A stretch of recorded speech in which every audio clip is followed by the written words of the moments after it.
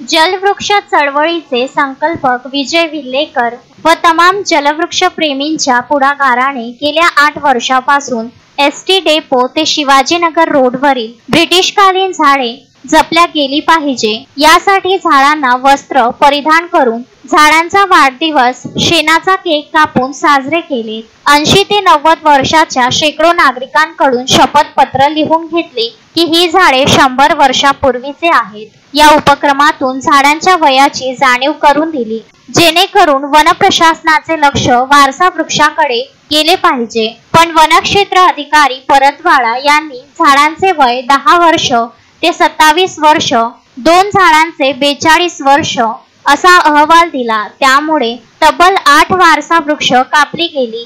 जलवृक्ष चळवळीने झाडांची अंत्ययात्रा काढून झाडांची तेरवी भोजन देऊन वृक्ष संवेदना व्यक्त केल्या। वृक्ष कटाई प्रकरणात दर्यापूर न्यायालयात दाद मागितली। न्यायाधीश दर्यापूर यांनी झाडांची कटाई न करण्याचा मनाई हुकूम दिला। जलवृक्ष प्रेमींना दिलासा मिळाला। नगरपालिका प्रशासनाने जिल्हा न्यायालय अचलपूर यांच्या न्याय कक्षेमध्ये मनाई हुकूम रद्द केला।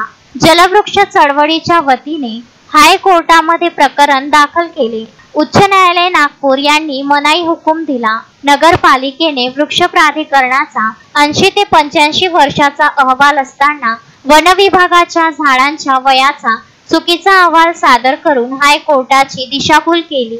आता जलवृक्ष चळवळीच्या वतीने सर्वोच्च न्यायालयात दर्यापूरच्या वृक्षवय चोरी प्रकरण दाखल करणार आहेत। गजानन देशमुख, विदर्भ न्यूज, दर्यापूर।